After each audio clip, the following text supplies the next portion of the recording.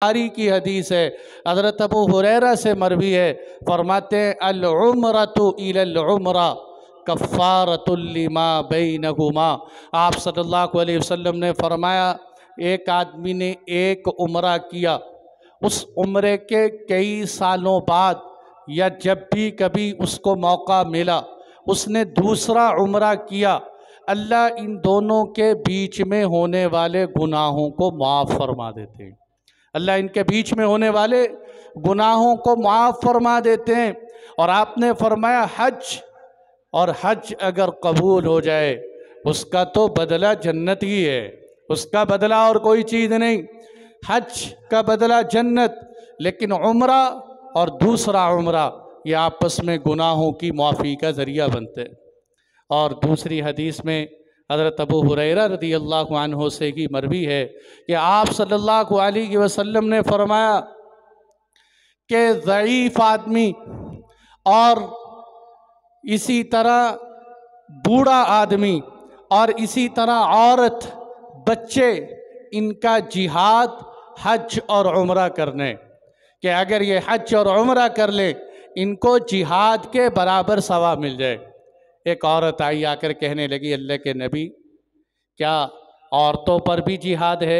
आप सल्लल्लाहु अलैहि वसल्लम ने फरमाया, हाँ औरतों पर जिहाद है, लेकिन उस जिहाद में तलवार नहीं चलानी पड़ती, बल्कि औरतों पर जो जिहाद है वो ये है कि हज कर लें या उम्रा कर लें, उनको जिहाद के बराबर सवाब मिल जाए। और एक सहाबी रसूल आप सल्लल्लाहु अलैहि वसल्लम की खिदमत में आके कहने लगे, अल्लाह के नबी, मैं बहुत बूढ़ा हो चुका हूँ, अब मैं जिहाद नहीं कर सकता, आप मुझे बताएं कि मैं क्या करूँ। आप सल्लल्लाहु अलैहि वसल्लम ने फरमाया कि अगर तुम हज या उम्रा कर लो तुम्हें जिहाद के बराबर सवाब मिल जाए। तो कितना अज़ीमुश्शान अमल जिहाद, मुजाहिद का मैदान में तलवार चलाना, लेकिन औरत को, बूढ़े को, बच्चे को अल्लाह ताला हज और उम्रे पर जिहाद का सवाब अता फरमा दें।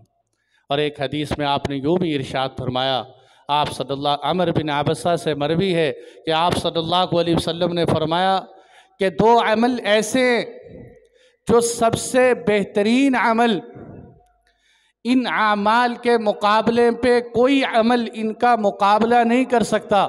हाँ, जो आदमी यही आमाल कर ले वो बराबरी कर सकता है। वो दो अमल कौन से हैं? आपने फरमाया एक हज, दूसरा उम्रा। कि हज और उम्रा ऐसे आमाल हैं कोई अमल इनका मुकाबला नहीं कर, सिवाय इसके कि आप भी हज करो, उम्रा करो।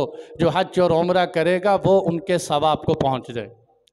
और एक हदीस में तो आप सल्लल्लाहु अलैहि वसल्लम ने यह भी इरशाद फरमाया, आप सल्लल्लाहु अलैहि वसल्लम ने फरमाया कि क्या है कि उम्रा अगर रमज़ान में करोगे, अल उम्रतु फी रमज़ान तअदिलु हज्जा, और रमज़ान में उम्रा करने का सवाब एक हज के बराबर है, एक हज के बराबर। और बाद रिवायात के अल्फाज तो ये हैं कि रमज़ान में उम्रा करना वो ऐसे है जैसे उसने मेरे साथ हज किया। आप सल्लल्लाहु अलैहि वसल्लम के साथ हज करने का सवाब मिलता है रमज़ान में उम्रा करने वाले। एक दफ़ा एक सहाबिया औरत अल्लाह के नबी के साथ हज पे जाना चाहती थी, लेकिन उनके घर वालों ने कहा कि भाई मेरे पास सवारी कम है, मैं हज के लिए तुम्हें ले जा नहीं सकता। उन्होंने कहा ये सवारी मौजूद तो है, इस पर मुझे ले जाओ। वो कहने लगे ये सवारी तो मैंने अल्लाह के लिए वक़फ़ कर दी, इस सवारी पर नहीं मैं तुम्हें ले जा सकता।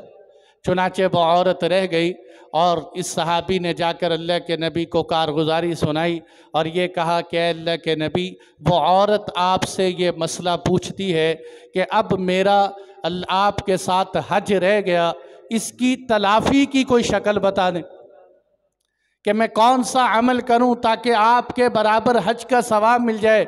आपने फरमाया उस औरत को मेरा सलाम कहना और जाकर बताना कि रमज़ान में उम्रा कर लो, तुम्हें मेरे साथ हज करने का सवाब मिल जाए, तुम्हें मेरे साथ हज करने का सवाब मिल जाए।